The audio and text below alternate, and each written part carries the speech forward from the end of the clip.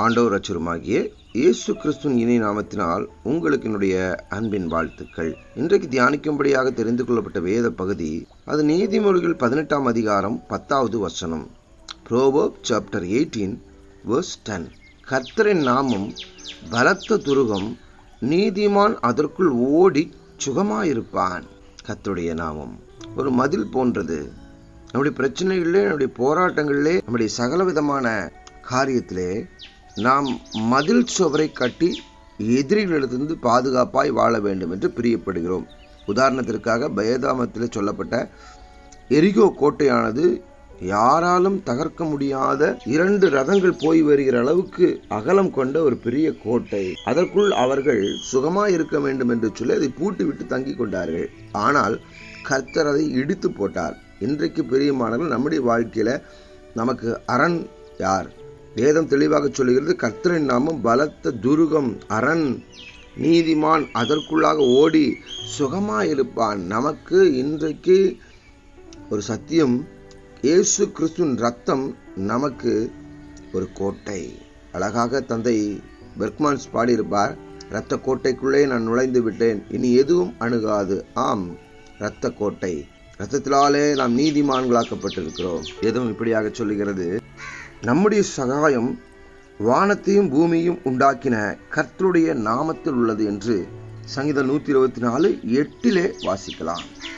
நம்முடைய சகாயம் நம்முடைய வாழ்க்கையிலே மிகவும் மோசமான சூழ்நிலையில் வரும் பொழுது நாம் தியானிக்க வேண்டியது கர்த்தருடைய நாமம். வேதம் அநேக பரிசுத்தவான்கள் கர்த்தருடைய நாமத்தை சொல்லி அதிலிருந்து தப்பித்துக் கொண்டு வந்திருக்கிறார்கள்.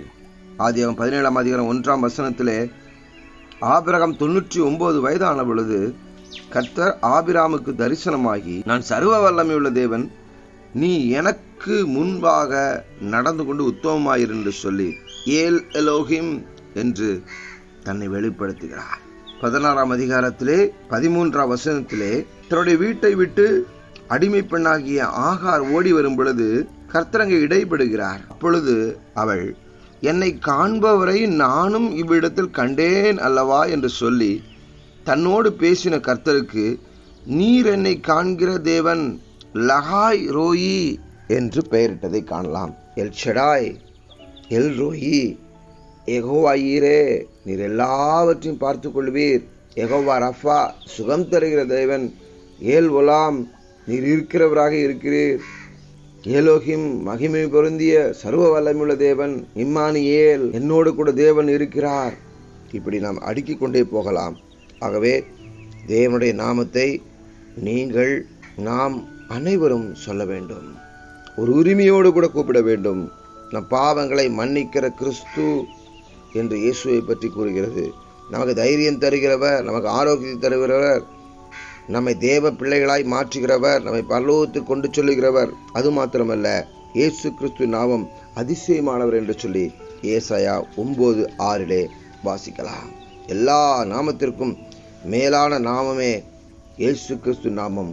இந்த நாமமே, இந்த நேம் நமக்கு சுகத்தை தருகிறது, சர்வாங்க சுகத்தை தருகிறது, பலத்தை தருகிறது, கிருபை தருகிறது. கண்களை மூடி ஜெபிப்போமா? அன்பின் பரலோக பிதாவே, உம்முடைய நாமம் பலத்த துருகம், நீதிமான் அதற்குள் ஓடி சுகமாயிருப்பேன்னு சொல்லுது போல, இயேசு கிறிஸ்து என்கிற மகா பிரபுடைய நாமத்தை உங்களுடைய வாயிலே உச்சரித்து கொண்டு சுகபத்திரமா இந்த பூமியில ஜீவிப்போம். சகலத்தையும் ஆளுகிறவர் அப்பா, சகலத்தையும் அண்ட சராசரத்தையும் தன்னுடைய கைகளை அடக்கியிருக்கிறவர், உள்ளங்கையிலே எங்களை வரைந்து வைத்திருக்கிற நன்றி. உம்முடைய நாமத்தை இக்கட்டில் மட்டுமல்ல, எப்பொழுதும் எங்களுடைய மூச்சு இருக்கு வரைக்கும் உம்முடைய நாமத்தை பறைசாற்ற எங்களுக்கு உதவி செய்யும்படியாக ஜெபிக்கிறோம். இயேசுவின் நாமத்தில் நல்ல பிதாவே, ஆமென். எனக்கு பிரியமானவர்களே, King Line of Judah Prophetic Ministry சார்பாகவும் இம்மானுவேல் லிட்ரேச்சர் சர்வீஸ் சார்பாகவும் நான் உங்களை கிறிஸ்துவுக்குள்ளாக வாழ்த்துகிறேன். தேங்க்யூ. God bless you.